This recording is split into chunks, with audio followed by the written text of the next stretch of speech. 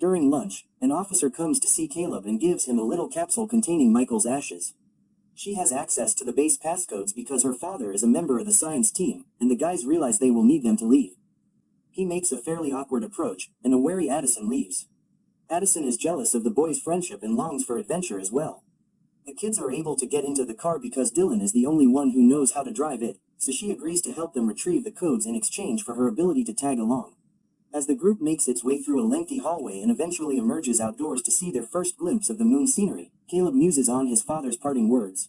They continued on the journey and soon came to a massive structure that was abandoned after mankind failed to occupy the moon but still looked magnificent. Humanity has become this terribly dismal place because it has forgotten everything about the moon. Additionally, if someone passes away before completing their 20 years, their surviving family members must complete the remaining years alongside their own. In order to make amends for her impoliteness, Addison tells the guys tales from Earth, informing them about things like trees, the sky, and the water. The boys are astounded by how beautiful Addison looks and love how much higher they can jump because she has a better suit because she comes from a better position. Additionally, they get their first glimpse of Earth, which motivates Addison to instruct the boys in baseball.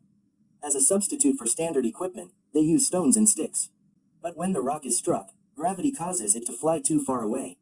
As soon as she hears the noise, she turns around to see the lads flying using an oxygen tank, making sure they are attached to the rover with a cable while gravity and the expulsion of the tank pulls them upward. Soon everyone is having fun together, competing to reach higher by taking turns, for a short while. It's all enjoyable and good. However, when it's Barney's turn once more, his cable snaps, and he begins to drift aimlessly. There is a lot of weird floating before they start colliding because they can't fully control the trajectory. They can grasp onto one another and combine their weight to fall back to the ground thanks to the crashes. However, Caleb notes that they might be able to find more in a former outpost from the original settlement. Because he has heard from his brother that the outpost is rife with ghosts, Barney is opposed to the notion. This starts a brawl, which Marcus tries to break up but ends up getting engaged in, during the height of the screams. This is not how they should spend their final days together, Caleb yells, reminding them. When they reach the outpost at last, the interior is completely dark, but after turning on the lights, they see that it's only a collection of mannequins. It's a house that was intended to serve as an example of the type of structure they would construct for the moon's colonization. When Caleb sees a mannequin, he is immediately reminded of his own father. The children eventually discover oxygen tanks and a ton of food in the storehouse, following a meal. They light a fire, and Addison continues his tales of Earth. She also admits that her parents separated. Addison won't be able to communicate with her brother any longer because they will be in cryosleep for 75 years. And when they realized the mansion was run by a central computer, Caleb saw how cruel it was that so many lovely things, like art, had been neglected. They don't leave anything undone. Except for the primary computer, everything is broken. They leap onto the bed and begin a pillow battle. He claims that Dylan is his closest friend because he gave Caleb some of his food when Caleb was hungry. The children board the rover again in the morning, but after a few hours of travel, the battery dies. Addison sends out a distress call, noting that the lockdown means they have a long wait before a rescue squad arrives. The children don the suits once more and proceed to walk until they reach the crater, as they peer inside. When they arrive, they are startled to see a bright edifice encircled by odd pillars. The past is never far away, according to one of these pillars. When she presses the button, a white light fills the room and the children descend the steps into a space with breathing air, where they find themselves abruptly transported to Earth. Even if moving about and touching objects exposes that they are merely holograms, they still find the experience to be amazing.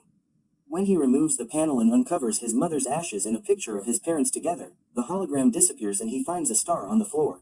Caleb lays his wife's ashes next to Michael's and snaps a photo for himself. Dylan, however, argues that Caleb shouldn't waste it because everyone wants to escape this hellhole and have a wonderful life with Omega. When they arrive outside, they find the meteor shower has finally begun, which is something his father would not have approved of. He is afraid, but after Caleb gives him some encouragement, everyone starts to race for the shower. The males are very quick and arrived at the rover in a matter of minutes, but they were too close to Addison right away, causing her to collapse, forcing her to take cover behind a rock when they got there. Dylan is struck by a meteorite and is unconscious. Fortunately, the suits have a repair gun, and before they start running again, they patch up the cracks in Dylan's helmet. Unfortunately, they find that the window was also shattered by a meteor, so they must now rely on the scant oxygen in their suits. Because of the meteor shower, they don't think anyone will show up. A little while later, before the lack of air causes him to pass out, Dylan awakens and he and Caleb come to terms with the truth that Caleb is leaving. When Caleb finally wakes up some time later, He is heartbroken to learn that he has already been transferred to Omega without having the chance to say goodbye to his friends. Because of the messages his friends have been sending him over the past 75 years, a nurse also brings him a digital player. Dylan and Addison eventually got married, had children, and even grandchildren. He then starts a new life on Omega, where a foster family quickly adopts him and offers him a good life, but only after he's learned to let go. He sets out in search of Addison's brother. He gives him the bobblehead and exchanges the notes after he locates him.